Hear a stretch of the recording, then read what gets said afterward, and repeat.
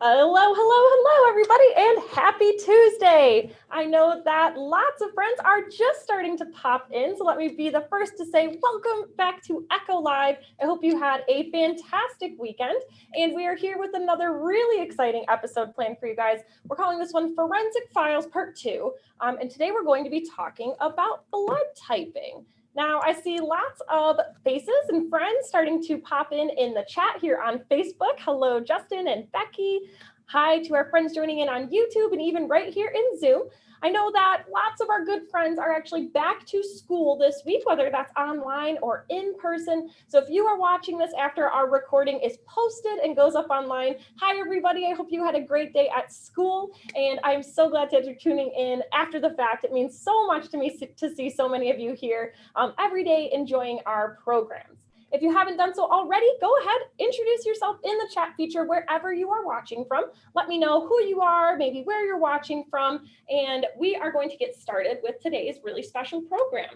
So we said we're talking about blood types, and maybe if you have ever had your blood drawn, maybe for medical reasons, or if you are a blood donor like I am, maybe you know your blood type. For example, I know my blood type because I donate blood all the time, and my blood type is O positive. And O positive is actually the most common blood type. So I'm guessing at least a few of you out there, whether you know your blood type or not, I'm guessing at least a few people share my blood type. But what does O positive really mean? We're going to talk a little bit about that today, how we classify these different A, B, O blood types and where those names come from. And then we're going to use what we've learned in order to do a little bit of forensic science. We're going to do a little bit of an investigation about how we can use blood type that might be recovered at a crime scene or somewhere else where we're trying to investigate it or use it for those kinds of purposes. So let's dive into what we mean by blood type. We said that normally we break it into an A, B, O category. So you're either blood type A, blood type B, blood type O, or there's even a fourth one that we call AB. And so those are the four main categories. And then we'll talk about one more distinction once we move through this first part of our activity. So what I have here on the table are just some foam balls, but these are going to represent our different blood cells. I have a more accurate picture of what a blood cell really looks like up behind me. Now, this is not a photograph, this is an animation, but in reality, red blood cells, like the ones you see behind me, are actually disc shaped. So they're a little bit flatter than this. They're shaped like a disc and they have that little dimple in the very center. The specific shape of these red blood cells, which we also call erythrocytes, that specifically makes them able to carry oxygen through your blood really, really efficiently. So that shape helps it to bind with oxygen molecules that they pick up when you breathe in oxygen into your lungs. They then carry it around your body through your veins and arteries, dropping it off to be used by your body in different metabolic processes. And then it heads right back up to the lungs to pick up some more. And so that is the main role of a red blood cell. So they're not necessarily spherical like this, but for the purposes of this activity, each of these is a red blood cell. And we're going to talk about what makes different red blood cells different in different people. So starting with our first red blood cell here, we are going to talk about the oldest blood type. And so science has actually shown us that blood type A is actually the most ancient. And when we talk about blood types, we need to think about things called antigens and antibodies. So antigens are almost like little flags that stick off of your cells. These antigens act almost like puzzle pieces, and they have an antibody floating through your bloodstream that is the exact appropriate shape that they can bind to each other, almost like a puzzle piece. So when we're talking about the oldest blood type, the most ancient blood type A has A antigens, which are the flags on the surface of the cell, but it has no A antibodies because the purpose of antibodies is to bind to the flags or the antigens on the surface of the cell. And that tells your body that it should attack these cells, that they are some sort of invader. It could be a disease. It could be a common cold. And so this would be bad. And so if you have A antigens on your blood cell, you do not have A antibodies in your blood. you instead have B. And if we look at the shape of these two flags and oh my goodness, my remote. So if we take a little bit of a closer look, we'll see that these are not the same shape at all. So even if this antibody were to try to bind to this antigen, there's no binding. And so that's a good thing, right? Because we don't want antibodies to attack our own blood cells. So A type blood has A antigens on the surface and B antibodies in the bloodstream. Now let's talk about blood type B. Antigens, or A and B antigens, are made out of sugar. So this was the oldest blood type, but a long time ago, there was a mutation that actually changed the shape of this A antigen, which gave us the first B antigen. So we've got B antigens, which act like a different receptor or puzzle piece on the surface of the cell. And so we have type B, which has B antigens, but of course that means it can't have B antibodies, right? Because if the B antibodies were to bind, your body would attack its own blood cells, and that would be not good for the oxygen carrying capacity of your body. So instead, B type blood has A antibodies in the blood. So you could have either, you could have one or the other, or you could have both. So B type blood has B antigens, the flag, but A antibodies. But we said that there are two more combinations. In some cases, or a long time ago, we actually had a different mutation that occurred that actually removed all of the antigens off the surface of our blood cells altogether. That would give us blood type O, just like my blood. And blood type O has neither A nor B antigens, which means that it has both A and B antibodies in the blood. But since there are no receptors on the surface of the cell, it's okay to have both of these antibodies because they're only here to attack foreign blood cells or foreign cells that don't belong in your own body. But the last one would, of course, be AB. Now, through genetics, since genetics are passed down through generations, at some point, someone with A-type blood and someone with B-type blood had offspring, which resulted in the first human being ever with type AB blood.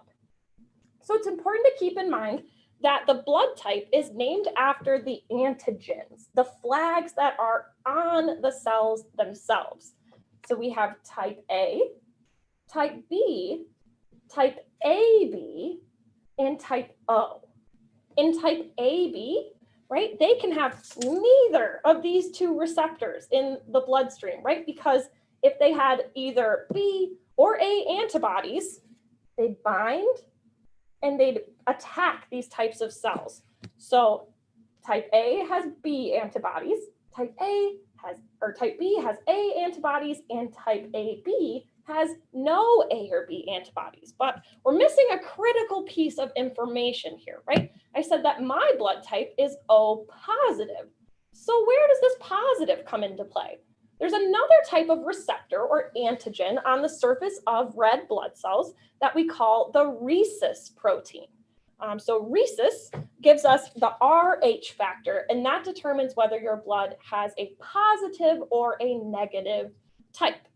Now, instead of being made of sugar, like A's and B's, these are actually made out of proteins. And so they're a little bit shorter to the surface of the cell. And so any blood type can have or not have a positive receptor. So if we were to look at my 4 blood cells right now, let's zoom in on them just a little bit, make sure we can see all the receptors that I put into play, or all of our antigens, which would be the appropriate term. We have A positive, because we have that Rhesus protein. Remember that we're always naming it after what the cell has and not what's in the plasma. So we have A positive, we have B negative because there are no Rhesus antigens on here. We have AB positive, and we have O negative. But O blood does not have to be negative, right? We could completely switch everything that we just made, and now we would have an entirely new list of blood types here. This time, if we go down the line in the same direction, we have A negative blood. We have B positive blood, which sounds like the happiest blood type to me. We've got AB negative, and we have O positive, which is my blood type. O positive is the most common. About 36% of the world's population has type O positive blood. Now, these kinds of mutations aren't really the reason that we get different blood types. The reason we have different blood types, scientists think, has to do with the different susceptibility to certain diseases. Now, type O positive, like I have, for example, type O blood, and either one, O positive or O negative, O blood is actually more defensive against malaria. Malaria doesn't have such an easy time bonding to type O blood. Probably something to do with the shape of these receptors could attract malaria. But since malaria is unable to bond as easily to type O blood is more common in countries where malaria is very prevalent. Regions of Africa and South America, it's especially common, but this is still the most common blood type around the world. But there are pros and cons, right? Whereas type O blood is less susceptible to malaria, type O blood for some reason is more susceptible to stomach ulcers. But the most important thing that we're taking from this activity right here is the definitions of antigens, which are on the surface of the cell, and antibodies, which are floating around in the plasma, in the bloodstream. So we talked about this a little bit already, but let's go ahead and do a quick review. If we take a look at our ABO blood groups, right, we have group A, which has A antigens but B antibodies. Group B has B antigens but A antibodies. Group AB has A and B antigens, which means it can have neither of those antibodies in the plasma. And group O has no A or B antigens, which means that A and B antigens are waiting in the blood, ready to attack any sort of blood cells that do present themselves with those antigens, because those would be foreign. The same thing happens with all sorts of other diseases. We don't just have antibodies and antigens for our blood type. You're probably pretty familiar with this picture, this simulation over here on the right. That is the coronavirus. And the coronavirus has this very distinct shape because of the antigens on its surface. When you get sick with any sort of disease, whether it's the common cold or the flu, any sort of virus, your body will start to develop specific antibodies that are shaped kind of like this to help bind to those cells that are infected. Once you're able to bind, your body will either attack them and destroy them, or it will try to expel them out of your body. The same thing happens if you were to get a flu shot. So instead of having to get sick to develop those antibodies, we can actually vaccinate using this same principle. When we vaccinate someone against the flu, we're actually giving them healthy versions of the antibodies that your body would need to attack. I have a different one here to represent the flu, right? So in this specific shape, this could be the antibodies that your body builds up once you get your flu shot.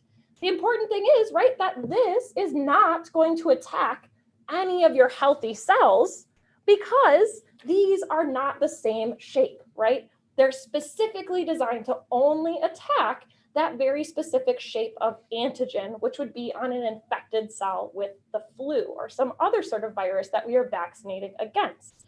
So vaccines are one really good way to help your body distinguish a healthy cell versus a sick or an infected cell. That way your body can get rid of them as quickly as possible. All right, now what does this have to do with crime scene evidence, right? So we're gonna do an activity, which I have set up right over here with some simulated blood evidence. And we're gonna talk about how you could analyze blood found at a crime scene to kind of investigate or narrow down your suspect pool. So if I switch my camera here, if I switch that off really quickly here, there we go. But the top row, ABRH, ABRH, ABRH is going to act as our control. So we're not going to add, because that will give us something to compare the bottom row against.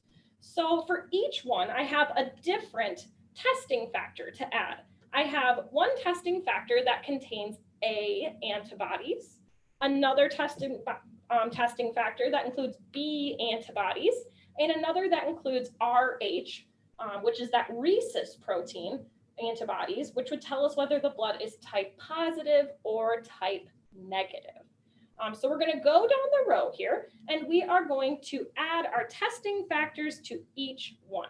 We'll start with the one from our crime scene here. So we'll add a drop of A into our A well.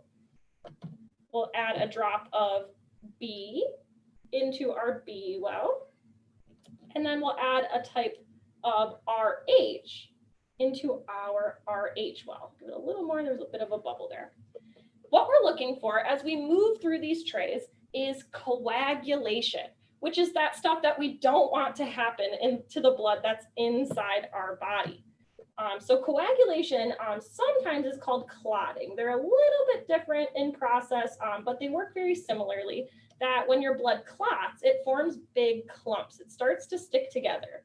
And so we wouldn't want that in our blood, but when we're doing this testing, if there are antibodies that match the antigens, the blood will start to clot, which would tell us what type of blood we are looking at. So I'll move a little more quickly here, adding our drops here. That was our A factor.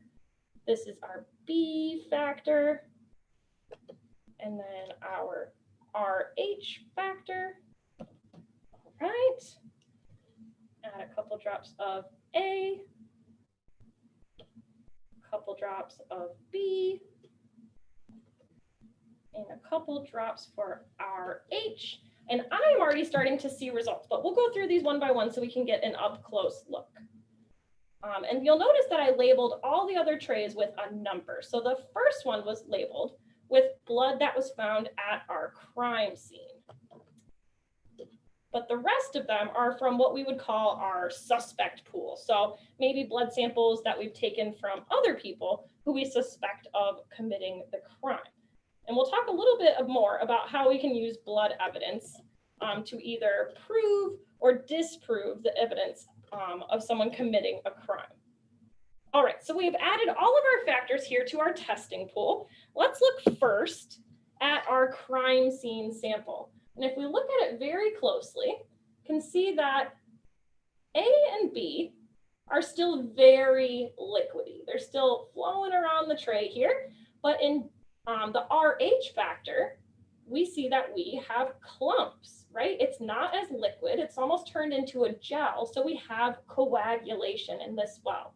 If we think back to the designations on our tray, that means this blood does not have A antigens, it does not have B antigens, but it does have Rhesus antigens. So this is type O positive blood because it has no A or B, but it does have the positive marker. So what blood we're looking for is which one of these other suspect samples, 1, 2, 3, 4, or 5, matches this same type of blood.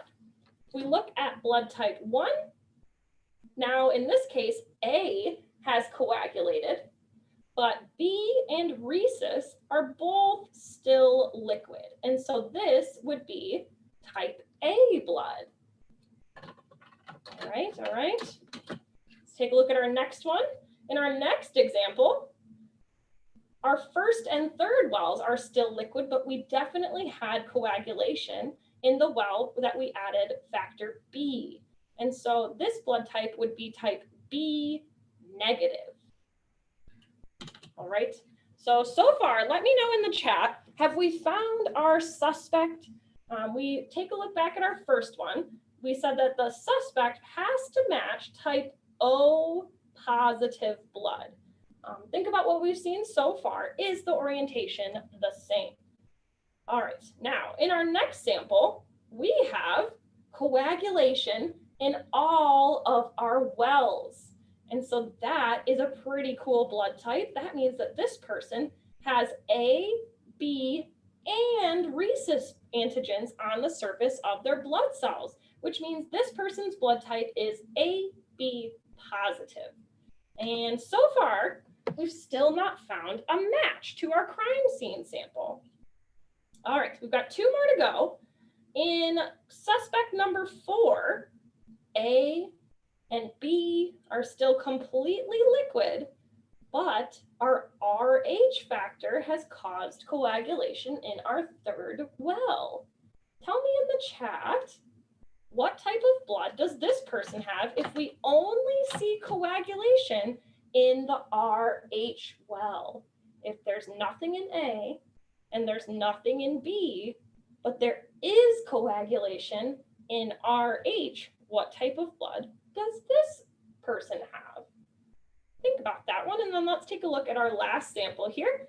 In our last sample, we have no coagulation in the first well for A. We have no coagulation in the last well for Rhesus, but we do have coagulation in the middle well for B. So this person would again be B negative. And so that person is eliminated as well. And I think we're all starting to get on the right track. So if we remove the ones that we're sure are not matches, again, we're looking for type O positive blood. This one we said must be A negative. So we can remove that sample from the mix. Suspect 2 has B negative blood. We can remove that one from the mix as well. Suspect 3 had AB positive blood, which is also not a match. We'll remove them from the mix. And so we're down to 2 suspects, suspect 4 and suspect 5. Suspect 4 seems to be our best match.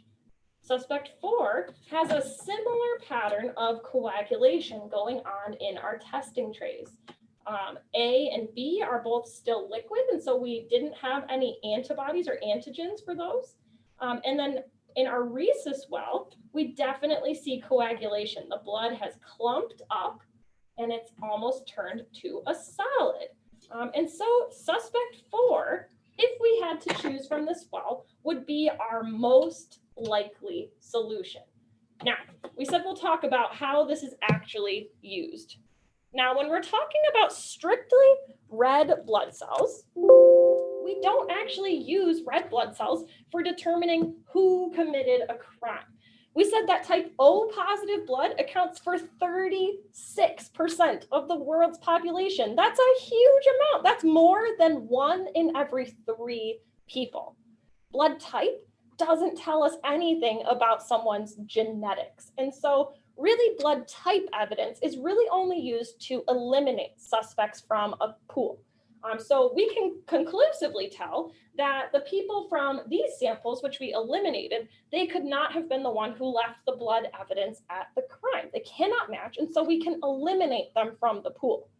The person who did match, we can say that it is possible, but again, this can't serve as evidence on its own because over 1/3 of the world's population has that same exact blood type.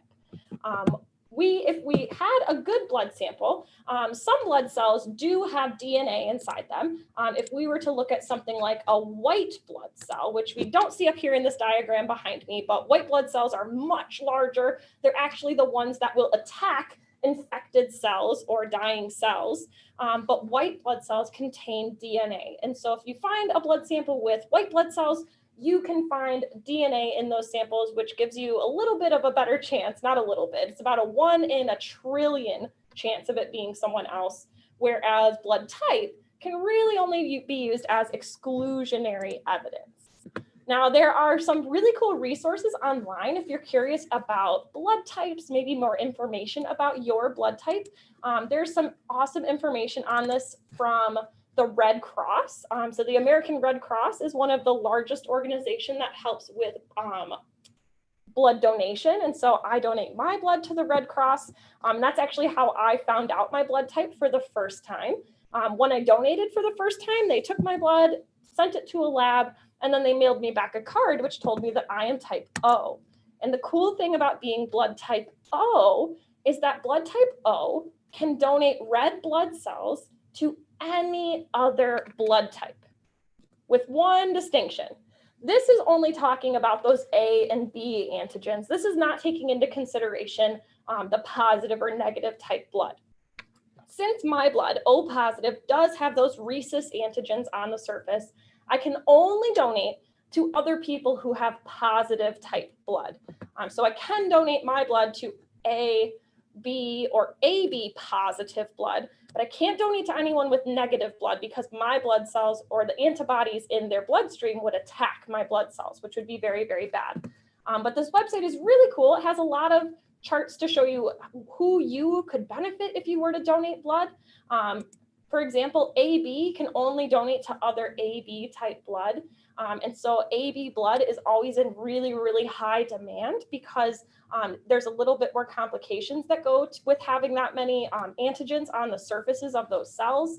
And then there's also this nifty tool which shows you what percent of the world population, and they can even break it down by some different demographics that I told you 36% of the entire world has type O positive blood, but we said that places like Africa and Latino countries that have a higher chance of having malaria in their country, they're even more common to have, or it's even more common to have type O positive blood because it helps you to defend against malaria. And someone asked what malaria was. Malaria is a disease that you get usually from mosquitoes that carry it, and it makes you very tired. It attacks your blood cells, and it makes you not able to carry oxygen very well. So it's a really, really horrible disease, but that's why you see more people in Africa and South America that have type O positive blood because they are less susceptible to that disease. Now, type AB negative is the rarest type of blood. They make up only about 0.6% of the entire population of the whole world. That's not very many people at all. So where it's great if you're a type O blood like me to donate, especially if you are type O negative, which is a bit more rare, but since O negative blood has no antigens on the surface, they can give their blood to any of these other blood types. Anyone that's negative, anyone that's positive can take type O negative red blood cells. So it's really important if you're able to medically and you want to, definitely look into donating blood. Encourage your parents and your friends because people need it. And there's also some resources about how blood type is determined. So you can put in your parents' blood types and figure out how likely you are to have a certain type of blood type. So for example, I know that my parents are type O and type B. I turned out with type O blood, not type B blood, but this will tell you your chances of having a certain type of blood, which can be helpful information for you to know. As you get older, and maybe if you were to get sick or want to donate blood, it's really cool to know what your blood type might be.